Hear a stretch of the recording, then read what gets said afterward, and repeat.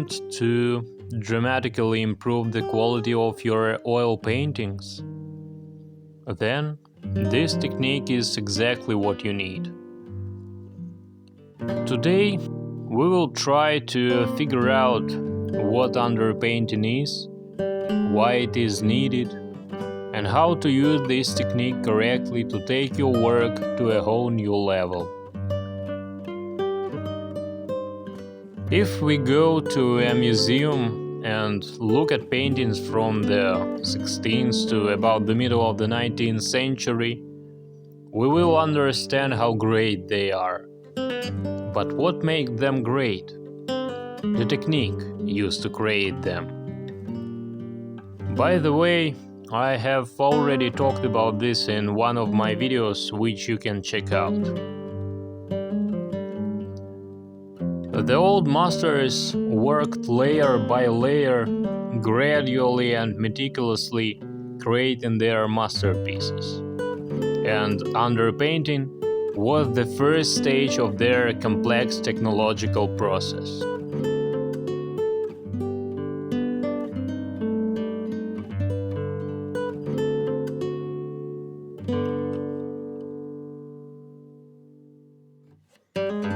At the underpainting stage, our task is to create a monochrome image that will serve as a high-quality, reliable foundation for our future painting. Imagine that we are not painting, but drawing. For example, with a pencil or a sanguine. We need to create the right tonal values and mark all the shadow areas. What materials should be used for the underpainting? Warm, earthy shades are usually used because they dry very quickly. For example, burnt umber or burnt sienna. I mainly use burnt umber in my works. Any quick drying medium, for example white spirit, can be used as a thinner.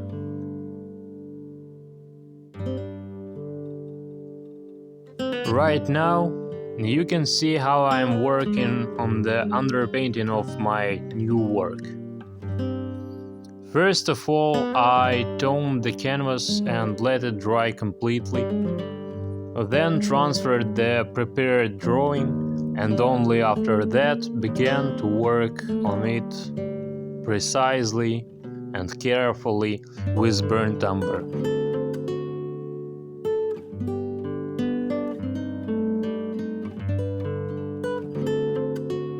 So, why is the underpainting stage so important? Why should we spend so much time on the brown layer? Why not just start painting with color right away? Why not work in the alla prima technique, mixing paints on the palette and applying them directly to the canvas? Well, there are several reasons for this. They can be divided into technical and artistic reasons. Let's list both. The technical reasons primarily relate to convenience. When we create a painting, we need to think about tonal values, color, shades, color temperature, etc. And if we have to solve all these problems at once, it is very easy to get lost and not do any of them well.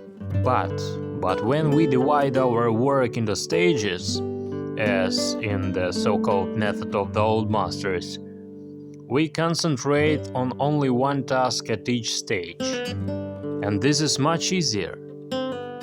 At the underpainting stage, we think only about tonal values and drawing. The second technical reason can be conditionally called educational. When we do underpainting, we kind of redraw our object. We get to know it even better. We study it. When I work on the stage, I try to be as attentive and accurate as possible, so that in the next stages I don't have to think about the lines, the boundaries of the object, and in general about the realistic rendering of the object.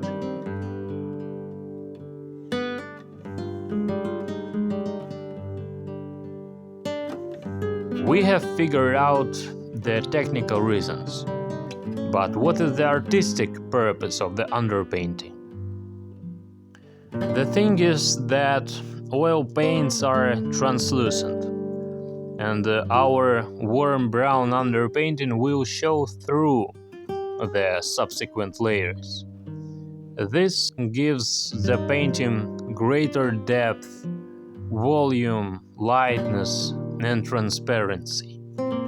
The final result of work done using the layer-by-layer painting technique is incomparable in quality to the result we get when working with alla prima technique.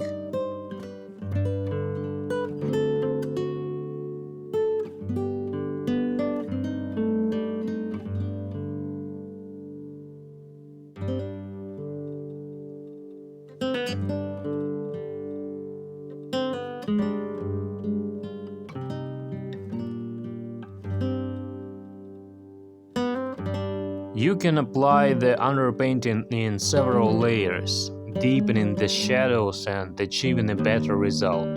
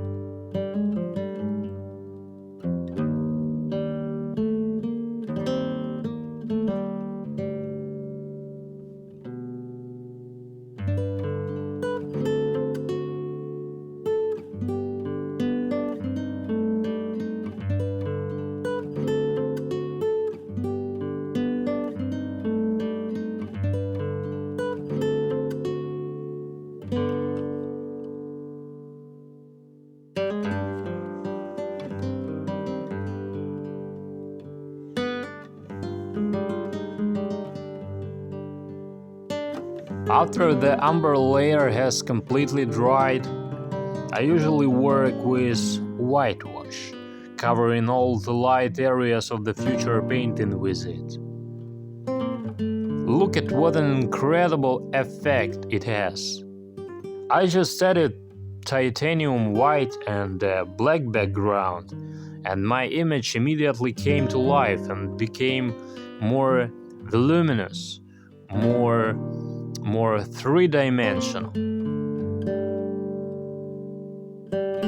Well, my friends, I think that's enough for today's video. I hope it was helpful for you. I hope you learned something new, and if you have never tried it before, I think you should definitely try this technique in your work, and I'm sure the results will be impressive. Anyway, thanks for watching and see you in the next video. Bye.